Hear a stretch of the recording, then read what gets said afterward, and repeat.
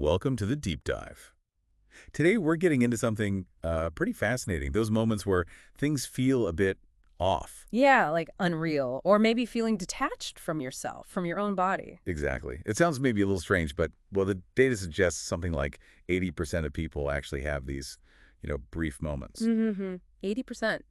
It's really common. Well, that's the thing, isn't it? These fleeting feelings happen to loads of us. Right.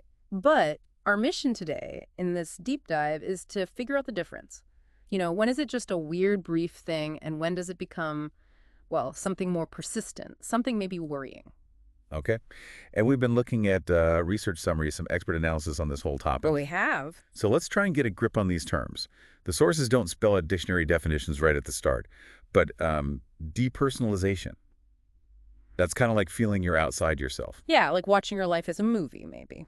A bit disconnected from your own feelings or actions. And derealization is more about the outside world feeling strange. Exactly, like things look hazy or fake, like a stage set. That kind of unsettling feeling of, unreality or alienation is what we're focusing on. Got it. Okay. So those short bursts are common, 80%.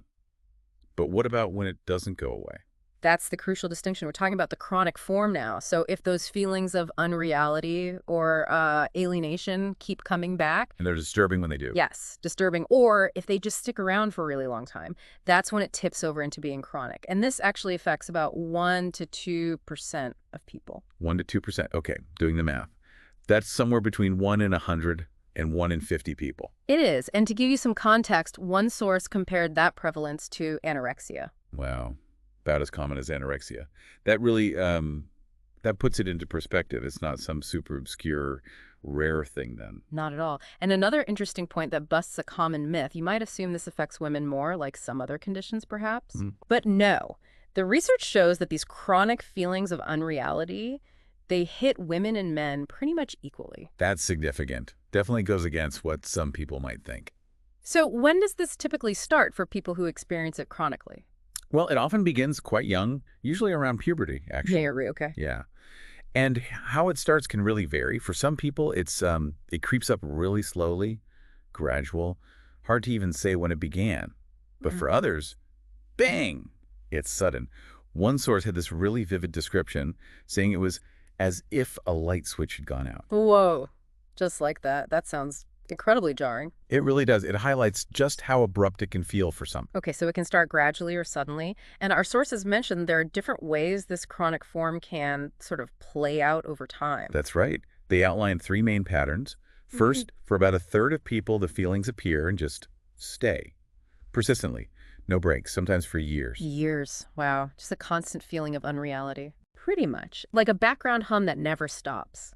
Sounds exhausting, doesn't it? Absolutely. Okay, so that's one pattern. What are the others? So another third experience, it more like that gradual onset we mentioned, like a fog rolling in slowly, getting thicker, and then just never really lifting. It becomes permanent over time. Okay, a slow build to permanence. And the last group.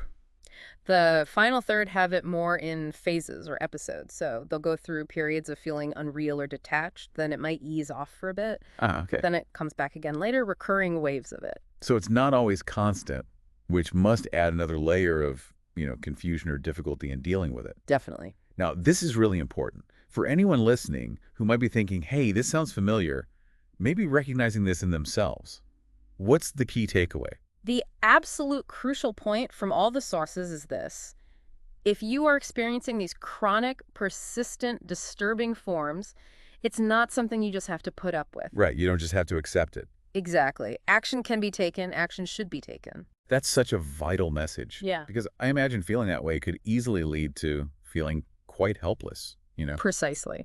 And the research is pretty clear that untreated chronic depersonalization or derealization, well, it rarely just disappears on its own. It doesn't just fade away. Not usually. In fact, it can sometimes last for decades if untreated, and that can lead to some really negative consequences. Things like social isolation, trouble with work, just difficulty with daily functioning. That sounds incredibly tough.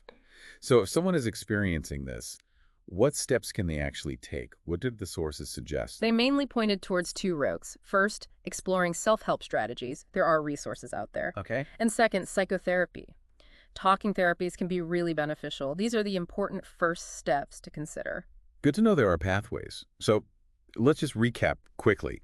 Those brief moments of feeling a bit unreal, super common, happens to most of us at some point. Yep, that 80% figure. But if it's persistent, if it's disturbing, if it keeps coming back or just stays, that's when it needs attention. Exactly. And it's more common, that chronic form, than people probably realize, that 1 to 2%. It really is. And, thinking about how widespread even the brief experiences are, it kind of makes you wonder, doesn't it? Wonder what? Well, what's the underlying thing here? If so many humans have these moments of altered perception, even fleetingly, what does that say about our fundamental experience? About how we perceive reality, or even our own sense of self? Huh. That's a deep thought to end on. What Yeah. connects these moments? Definitely something for you, the listener, to think about.